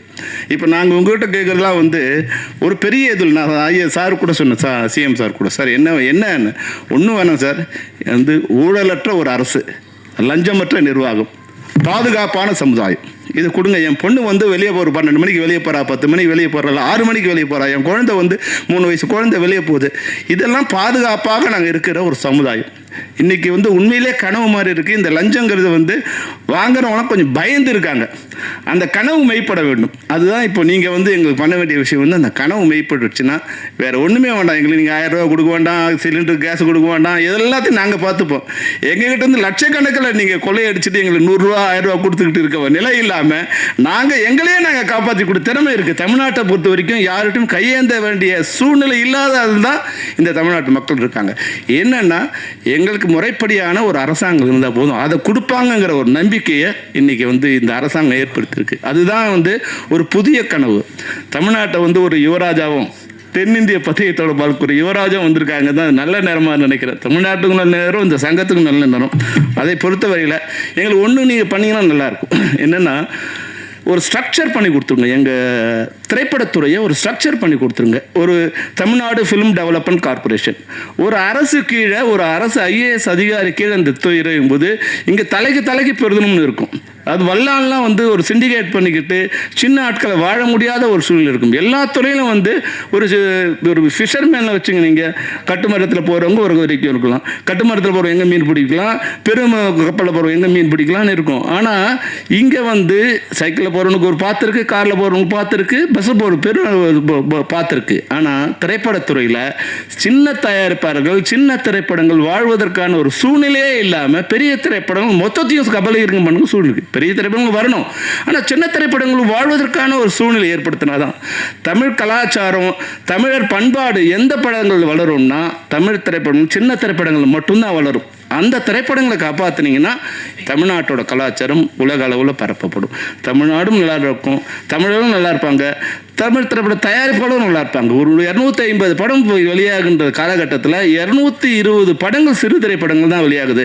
அதை காப்பாற்றுகின்ற ஒரு முயற்சியில் அரசு வந்து உங்களுக்கு நாங்கள் சொல்ல வேண்டியதில்லை. ஏன்னா நீங்கள் எங்களோட இருந்திருக்கீங்க, எங்களோட சின்ன திரைப்படத்துலேருந்து எல்லா படங்களும் நீங்கள் பார்த்துருக்கீங்க, தலைவரும் சிஎம்மும் வந்து பார்த்துருக்காங்க.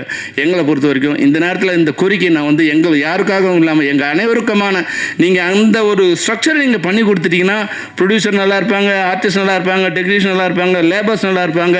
அதில் வர எக்ஸிபியூட்டர் டிஸ்ட்ரிபியூட்டர்லேருந்து இன்றைக்கி வர பத்திரிகை தொடர்பாளர் வரைக்கும் அந்த பிரச்சனை இல்லாமல் இருக்கும். ஒரு ஸ்ட்ரக்சர் மட்டும் நீங்கள் பண்ணி கொடுத்தீங்கன்னா போதும். உண்மையாகவே இந்த ஆட்சி எங்களுக்கு ஒரு நம்பிக்கை ஏற்படுத்தியிருக்கு. நீங்கள் எங்கள் நண்பருங்கிறதால உங்களை எல்லா வகையிலும் மில்லியனும் பயன்படுத்திட்டாங்க. 90 பேருக்கு மாலை போடுற அளவுக்கு கூட நீங்கள் இருந்து கவலைப்படாமல் கஷ்டப்படாமல் போட்டீங்க. அந்த உங்கள் நல்ல உள்ளத்துக்கு நன்றி. உங்களிடமிருந்து நாங்கள் எதையும் பெரிதாக எதிர்பார்க்கவில்லை. எங்ககிட்டேருந்து ஒரு கான்ட்ரிபியூஷன் வந்து இந்த அரசுக்கும் இந்த தமிழ்நாட்டுக்கும் நாங்கள் கொடுத்துட்ருக்கோம். அதுலேருந்து கொடுக்க வேண்டிய நியாயமான பங்கு எங்களுக்கு கொடுங்க.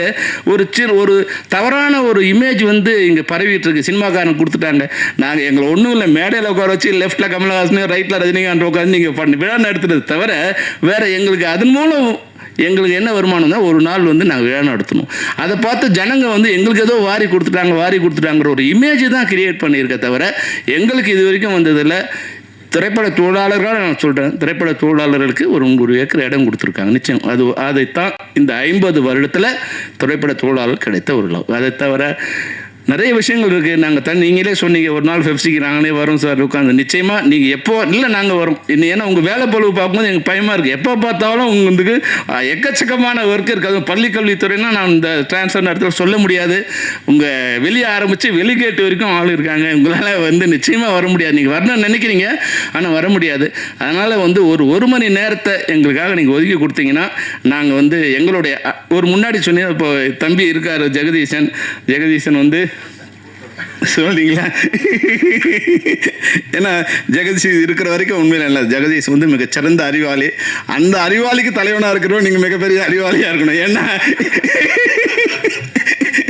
அவனை கண்ட்ரோல் பண்ணுறதே கஷ்டம். ஜெகதீஷை கண்ட்ரோல் பண்ணுறதுக்கு ஒரு நீலவேணி குதிரையை ராஜா ஜெயசிங்கால தான் கண்ட்ரோல் பண்ண முடியும்.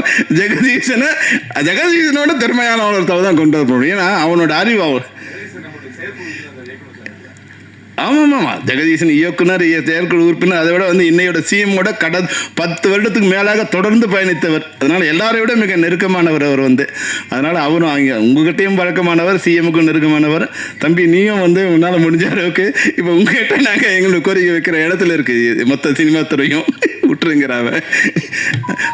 ரொம்ப நேரம் நான் எடுத்துக்கிட்ட வந்து எனக்கு நேரம் ஆயிடுச்சு. ஆனாலும் இன்னொரு சந்தர்ப்பம் இது மாதிரி எங்களுக்கு கிடைக்க வாய்ப்பு இல்லைங்கிறதால இதை வந்து சகோதரர் ராஜ்மோகனுக்கு எங்களுடைய கோரிக்கையாக வைக்க வரும். தமிழ் திரைப்படத்துறையை சீராக்கி அதை ஒரு ஸ்ட்ரக்சர் பண்ணி கொடுக்க வேண்டியது உங்களுக்கு கடமை. அந்த கடமையை நீங்கள் பண்ணிட்டீங்கன்னா காலம் உள்ள வரை உங்களை தமிழ் திரைப்படம் மறக்காது, நாங்களும் மறக்க மாட்டோம். நன்றி, வணக்கம். சார் ஒரே ஒரு கோரிக்கை மட்டும் இந்த நேரத்தை சொல்லுங்கள் சார். இந்த பத்திரிகை தொடர்பாளர் சங்கத்தை வந்து தொழில் ஆரம்பித்தவரே வந்து ஃபிலிம் நியூஸ் ஆனவன் தான். வர ஜனவரி 1ஆம் தேதி அவரோட 100ஆண்டு விழா, 100வது பிறந்தநாள்.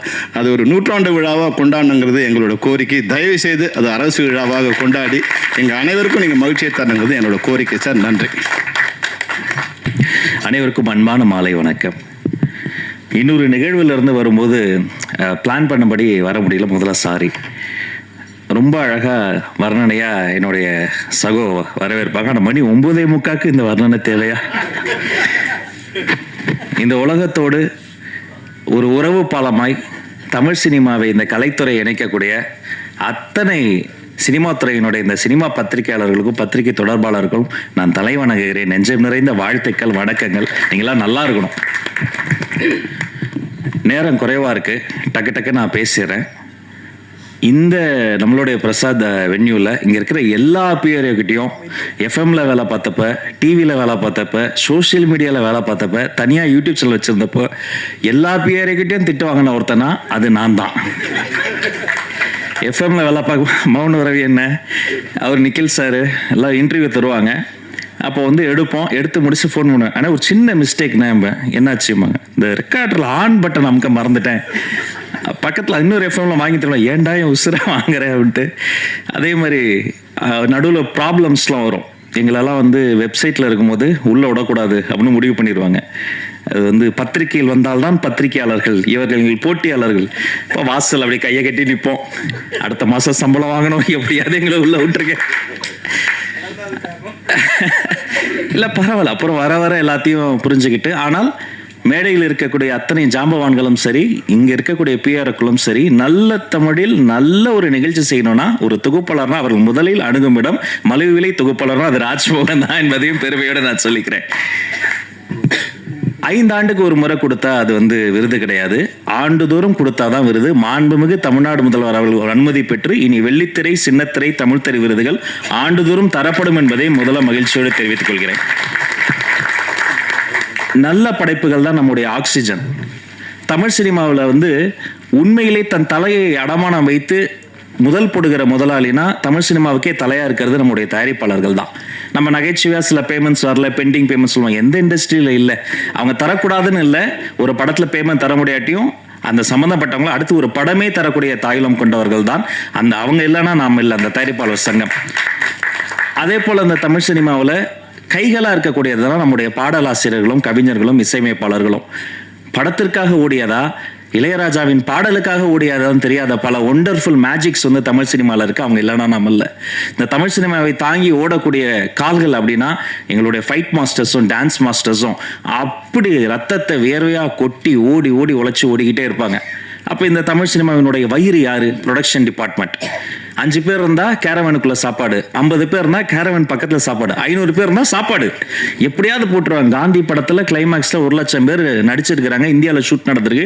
எப்படி காலைல பிரேக்ஃபாஸ்ட் கொடுத்துருப்பாங்க, மதியம் லஞ்ச் போட்டிருப்பாங்க, சாப்பிட்டு முடிக்கும்போது கடலை முட்டை எப்படி கொடுத்துருப்பாங்க யோசித்தே பார்க்க முடியாது.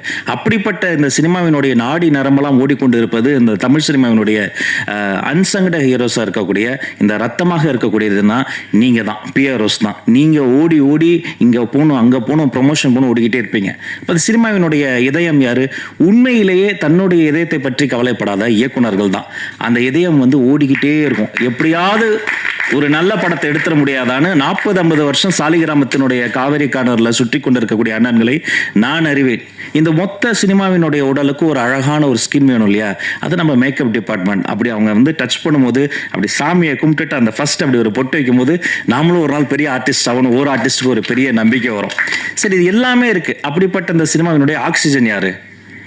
துணை இயக்குனர்கள். டைரக்டர் இல்லாமல் கூட ஒரு 2 மணி நேரம் சமாளித்து சில ஷாட்ஸ் எடுத்துருவோம். துணை இயக்குனர்கள் இல்லாமல் ஒரு ஷாட்டு கூட எடுக்கவே முடியாது. அவங்க வந்து ஒரு பெரிய அன்சங்கடு ஹீரோஸ். இப்படி எத்தனையோ அன்சங்கடு ஹீரோஸ்லாம் அங்கே சினிமாவில் இருக்கிறாங்க. அத்தனை பேரோடும் பாராபட்சம் இல்லாமல் பழகக்கூடியவங்க இந்த பிஆர்ஓஸ். அத்தனை பேருடைய பாதி பேருக்கு என்ன தெரியும், அவங்க பேர் தெரியும். நான் எப்படி கல்யாணம் பண்ணோம், குழந்தை, எல்லாருமே ஒரு ஃபேமிலி ரீயூனியன் மாதிரி தான் இருக்குது. அண்ணன் நகைச்சுவையாக சொன்னாங்க செல்வமணி அண்ணன். அது என்ன பேமெண்ட் பெண்டிங் நான் சொல்லிடுறேன். அது ஒன்றும் இல்லை, தமிழ் சினிமாவில் எல்லா சங்கங்களும் சேர்ந்து ஒரு நல்ல விழா எடுத்தோம். முத்தமிழறிஞர் டாக்டர் கலைஞர் ஐயா அந்த பராசக்தி படத்தில் அன்னைக்கு ஒலித்த அந்த ஒரு குரல், அம்பாள் இன்றைக்கடா பேசியிருக்கிறாள் இன்னும் ஒலித்த குரல், அவருக்காக ஒரு 100ஆண்டு விழா எடுக்கணும்னு பிளான் பண்ணி எல்லா சங்கங்களும் ஒன்று கூட்டிட்டாங்க. அப்போ வரிசையாக ஃபோன் வருது. லிங்குசாமி சார் ஃபோன் பண்ணுறாரு, பாண்டியராஜ் சார் ஃபோன் பண்ணுறாரு. எனக்கு என்ன பதட்டனா, சரி இது கலை சேவை தான், பேமெண்ட் வருமா வராதா, நாம் வாடகை வர கட்ட. அப்போ நான் என்ன யோசிச்சேன், சரி சார் அது வரேன் சார் அதர் சார் அப்படின்னு சமாளிச்சுக்கிட்டே இருந்தேன். திடீர்னு ஒரு பிஆர்ஓ ஃபோன் பண்ணார். அண்ணே ஒரு நிமிஷம் உங்ககிட்ட செல்வமணி சார் பேசுகிறோன்ட்டார். எடுத்தோடனே ஹலோ அப்படின்னாரு. கிளம்பிட்டானே, இந்த கிரீன் பார்க் நோக்கி வந்துகிட்டு இருக்கேன், பக்கத்தில் வந்துட்டானே. வந்து அந்த 1 மாத காலம் உழைத்து யாருமே எனக்கு தெரிஞ்சு வீட்டுக்கு போல. அவர் பாண்டியராஜ் சார் எல்லாருமே தயாரிப்பாளர்கள் அதில் ஒர்க் பண்ணுவாங்க. எங்க முன்னாடி அன்சங்கடி அத்தனை பேர் ஸ்கிரிப்ட் எழுதி தள்ளி எல்லாரையும் அங்கே மேடையில் ட்ரெயினே கொண்டு வந்துட்டோம். சூப்பர் ஸ்டார் ரஜினி சார் வந்திருந்தாங்க, இப்போ ஒரு கமல் சார், மொத்த சினிமாவை அங்கே கொண்டு வந்து கொட்டி இப்படிப்பட்ட ஒரு மனித உழைப்பு இருக்குல்ல, எனக்கு தெரிஞ்சு இப்படி உழைக்கக்கூடிய அந்த ஒரு நேர்மையான உழைப்பு இருக்கக்கூடிய ஒரு கலைத்துறை என்று சொன்னால் அது இந்த திரையுலகம் தாங்க. இது இல்லைன்னா இவ்வளோ பெரிய உழைப்புக்கு ஒரு நடமாடும் உழைப்பாளர்கள் சிலை தான். அப்படி இருக்கும்போது நீங்கள் உரிமையாக கேட்கலாம், சேரன் அண்ணாலாம் ஒரு சாதாரண டைரக்டராக நீங்கள் தவமாய் தவம் இருந்த அந்த படத்தில் வர ஒரு காட்சிக்கு அத்தனை தேசி இவர்கள் நம்ம கொட்டி கொடுக்கணும். அப்படி தரமான ஒரு காத்திரமான படைப்புகள். அந்த நீங்கள் சொன்னீங்களா நாங்கள் கடன் பட்டிருக்கோம், நாங்கள் தான் கடன் பட்டிருக்கோம். இது நன்றி கடன் திருப்பி தந்துகிட்டு இருக்கிறோம். நாங்கள் இவங்க எல்லாருக்கும் செய்ய வேண்டியது எங்களுடைய நன்றி கடன். எனவே எல்லாமே அது என்னவோ மாண்புமிகு முதல்வர் அவர்களிடம் அனுமதி பெற்று ஆலோசனை செய்து எல்லாம் ஃபர்ஸ்ட் மீட்டிங்லேயே வந்து எல்லாம் முடிஞ்சு போகும். திரும்ப கூப்பிட்டார், ராஜ் அப்படின்னாரு. அப்படியே ஓடி போய் சொல்லுங்க சார் அப்படிங்கும்போது அந்த முதல்ல அவர் சொன்ன விஷயமே அந்த மானியமுக்காக காத்திருக்கலப்பா, சின்ன சின்ன படங்கள்லாம் அது ஏன் பெண்டிங்கில் இருக்கு. முதல்ல நல்ல படைப்புகள், அந்த குட்டி குட்டி படங்கள் பாருங்க, எதெல்லாம் பெண்டிங் இருக்கோ அரசு சார்பில் அத்தனை படங்களும் மானியத்தை கொடுத்துருங்க, அவங்க அது டிசர்வ் இட் என்று சொன்ன ஒரு மாண்புமிகு முதல்வருக்கு இந்த நேரத்தில் நாங்கள் நன்றியும் இதன் மூலமாக நான் தெரிவித்துக் கொள்கிறேன். அது மாதிரி அது ஒரு இன்னொரு விஷயமும், ஒரு காலத்தில் வந்து தமிழ்நாடு தான் சினிமாவுடைய கேபிட்டலாக இருந்தது. எல்லா ஷூட்டிங்குமே இங்கே நடக்கும். கொஞ்சம் கொஞ்சமாக இன்னைக்கு வந்து ஹைதராபாத் போயாச்சு, கொஞ்சம் கொஞ்சமாக எல்லாருமே அதர் ஸ்டேட் போயாச்சு. அதுக்கு வேரியஸ் ரீசன்ஸ். அதெல்லாம் பகுப்பாய்வு செய்வது தான் எங்கள் வேலை. ஷூட்டிங் ஸ்பாட்டில் வந்து யாராவது மேனேஜரோ பிஆரோ வந்து ஒரு பர்மிஷனுக்கோ ஒரு 10 பேரை பார்க்கணும், 4 பெட்ரோல் வண்டி காசு தரணும், நோ. யார் ஒரு ரூபா கேட்டாலும் நீங்கள் கொடுக்காதீங்க, தரவே தராதீங்க. உங்கள் கூட சிஎம் இருக்கிறாரு. நீங்கள் என்ன ப்ரொடக்ஷனுக்கு என்னவோ அதை பார்த்துக்கங்க, ஆர்டிஸ்ட்டுக்கு என்னவோ அதை பார்த்துக்கங்க. அதுதானே செய்ய போகிறோம். இது வேலை. உலகத்தில் வேலையை செய்யறதுக்கெல்லாம் யாரும் பாராட்ட மாட்டாங்க. அதனால நாம் அப்படி சிஸ்டம் மாறி போச்சு. நாம் வேலையை செய்து கொண்டிருக்கிறோம், அதை சிறப்பாக செய்து கொண்டிருக்கிறோம், அது உண்மையாக செய்து கொண்டிருக்கிறோம். எந்த ஒளிவு முறை இல்லாமல் டிரான்ஸ்பரண்டான ஒரு கவர்னன்ஸ் தருவதற்கான ஒரு முயற்சி தான். ஏன்னா இந்த சினிமா துறையில் தான் கருவாகி உருவாகி இன்னைக்கு ஒரு மாமனிதர் எங்களுக்கு முதலமைச்சராக கிடைச்சிருக்கிறாரு. இதே மாதிரி இங்கே பின்னாடி உட்காந்துக்கிட்டு முன்னாடி தெரியாமல் வந்து எழுந்து நின்ட்டா கேமராமேன் அண்ணன் கத்துவார், முன்னாடி வரலன்னா ஸ்பீக்கர் கிட்ட மைக்கு போடலன்னா எங்கள் ஆஃபீஸில் என்னுடைய மேனேஜர் கத்துவார். அதையும் மீறி எழுந்துட்டா அவர் வந்து இந்த ஃபோட்டோகிராஃபர்லாம் திட்டுவாங்கன்னா பரவாயில்ல, மைக்கு பிடிச்சதுக்காக நிக்கல் பண்ண அந்த ராஜு உட்காரியா இல்லையா அப்படிம்பாரு. எங்கே போனாலும் அவ்வளோ போராட்டம். அதுக்கு நடுவில் ஒவ்வொரு இதுவாக பின்னாடி இருந்து முன்னாடி வந்து இடம் பிடிச்சி எல்லாம் வந்துட்ட பிறகு திடீர்னு ஒரு ஜூனியர் ஆர்டிஸ்ட் யாரோ ஒருத்தவங்க வந்துருவாங்க. இஃப் யூ அப்போ கொஞ்சம் அப்படின்ட்டாலும் நம்மளை எழுப்பி விட்டுருவாங்க. அப்படியே பின்னாடி போய் உட்காந்து ஃபுட்பால் மாதிரி தான் அதவங்களாம் நிற்கிறாங்க பாருங்க. பாதி நிகழ்ச்சி ஃபுட்பால் மாதிரி நின்றுக்கிட்டு தொத்துக்கிட்டு என்னன்னா என்னைக்காவது ஒரு நாள் நம்ம ஜெயிச்சிரும், எதுலையாவது ஜெயிச்சிரும், பெடர்தாங்கல் பறவை மாதிரி எல்லாத்துலேயும் ஓடி ஓடி பறந்து பறந்து இன்னைக்கு அப்படியெல்லாம் போயிட்டு இந்த இடத்துல வந்து நிற்கும் போது சரியெல்லாம் தான் இருக்குது. நாம தானா அமைச்சர் ஆகிட்டோமான்னு பல வாட்டி சரியெல்லாம் இருந்திருக்கு. பட் அதெல்லாம் யோசித்து பார்க்க எங்களுக்கு நேரம் இல்லை. இது ஒரு நல்ல ஸ்டார்ட், இது ஒரு பொன்னான வாய்ப்பு. இந்த மேடையில் எங்கள் அண்ணன்கள் என்னெல்லாம் கேட்டாங்களோ அதை செய்வதற்கு ஒரு பொன்னான வாய்ப்பு. அந்த எண்ணம் தான் முத்துக்காளி அண்ணனுடைய ஒய்ஃபுக்கு ஒரு பிரச்சனைட்டோன்னா அவர் கூப்பிடவே இல்லை. நான் ஓடி போய் முதல்ல அங்கே கூப்பிட்டு போங்க பாண்டு கேஎம்ஸில் போயிட்டு அந்த ஹாஸ்பிட்டலில் டாக்டரை பிடிச்சி அவங்க வேற யாரும் கிடையாது, எங்களுடைய ஃபேமிலி. அவர் நடிகராக பார்க்காதீங்க, ஒரு மிகப்பெரிய ஒரு கல்வியாளர்னு சொல்லி நின்னதாக இருக்கட்டும். அவர் பாவாலட்சுமணன் அண்ணன் கூடலாம் நான் ஒரு படம் கூட ஒர்க் பண்ணதே இல்லை. எம்எல்ஏ ஹாஸ்டில் கொடுத்துட்டேன், நீ என்ன ரோட்டில் நிற்கிற, நீ வான உள்ள வேணா, கேப்டன் தானா, கேப்டன் சார்பாக தானே நாங்களாம் இருக்கிறோம், அவர் படங்கள்லாம் பார்த்து ஏகலைவனா வளர்ந்தாங்க தானே, நீ நில்லுன்னு சொல்லிட்டோம். பாரதி ராஜா ஐயா மறைந்த போதும் பாக்கியராஜ் சார் மறைந்த போதும் ஓடோடி போய் முதல்ல நின்று முழு அரசு மரியாதை கொடுத்தது எங்க கடமை. அவங்களுக்கு செய்யாம நாங்க வேற யாருக்கு செய்ய போறோம்? ஏன் இந்த எல்லாரும் வந்து சினிமாக்கு இப்படி பண்றோம் அப்படி பண்றோம்லாம் நினைப்பாங்கலாம் சொல்லாதீங்க. நான் பள்ளிக்கல்வித்துறை அமைச்சர். அரசு பள்ளியில் படிக்கிற ஆட்டிசம் குழந்தைங்க இருக்காங்க பாருங்க, அவங்கள வந்து என் ரூமுக்கு எந்த குழந்தை வந்தாலும் டக்குன்னு ஒரு குட்டிச்சாறு போட்டு பக்கத்தில் உட்கார வச்சிரும், சாக்லேட்ஸ் வந்துடும், ரொம்ப நேரம் பேசும். அந்த அப்பா அம்மா முதல்ல கொஞ்சம் டார்ச்சர் பண்ணுவாங்க. ஏய் அமைச்சருக்கு வணக்கம் சொல்லு, அதை சொல்லு, இதை நான் சொல்லுவேன், நீ கொஞ்சம் நேரம் சும்மா இருக்க சொல்லு, நீ அப்படி உட்காரு, நீ ஒன்றும் ஜாலியாக பேசிகிட்டு இருப்போம். ஆட்டிசம் குழந்தைகள் வந்தால் அந்த இடம் ரொம்ப சிரமமாக இருக்கும். இப்போ நம்ம இப்படி டெக்கோரமாக பேசுகிறோம்ல, அவங்களுக்கு அது புரியாது. நம்ம கண் பார்த்து பேசுவோம், அவங்க ஃபேன் பார்த்து பேசுவாங்க, திடீர்னு கத்துவாங்க, மற்ற சின்ன சத்தம் கேட்டால் பேனிக் ஆவாங்க. அந்த பேரண்ட்ஸ் வந்து இன்னும் டஃப்பான ஒரு லைஃப்பை வந்து மேற்கொள்வாங்க, அழுவாங்க லிட்டரலாக. ஏன் இப்படி வந்தது, என்ன பண்ணுறதுன்னு தெரியாமல்.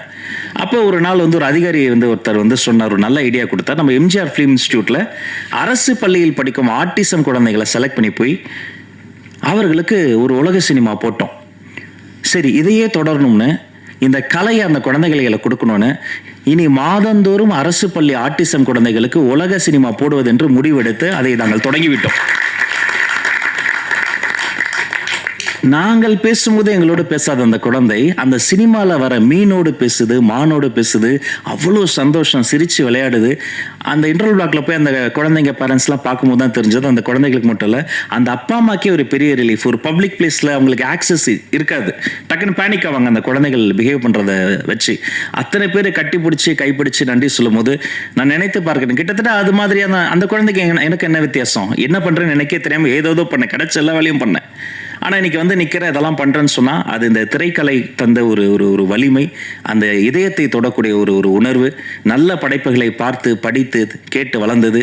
இதையெல்லாம் இப்படியெல்லாம் செய்யணும்னு நினைத்து என்னுடைய மாண்புமிகு முதல்வர் எனக்கு கொடுத்த ஒரு நல்ல வாய்ப்பு, அவர் வைத்த நம்பிக்கை, நீங்கள் எல்லோரும் வைத்திருக்கிற நம்பிக்கை, இதை நான் நிச்சயமாக காப்பாற்றுவேன். கடைசி மூச்சு வரை நேர்மையாக வேலை செய்து உங்கள் அத்தனை பேரினுடைய கோரிக்கையும் மாண்புமிகு முதல்வரிடம் அனுமதி பெற்று நிறைவேற்ற என்னாலான எல்லா முயற்சிகளையும் செய்வேன் என வாழ்த்தி வணங்கி விடைபெற்று செல்கிறேன்.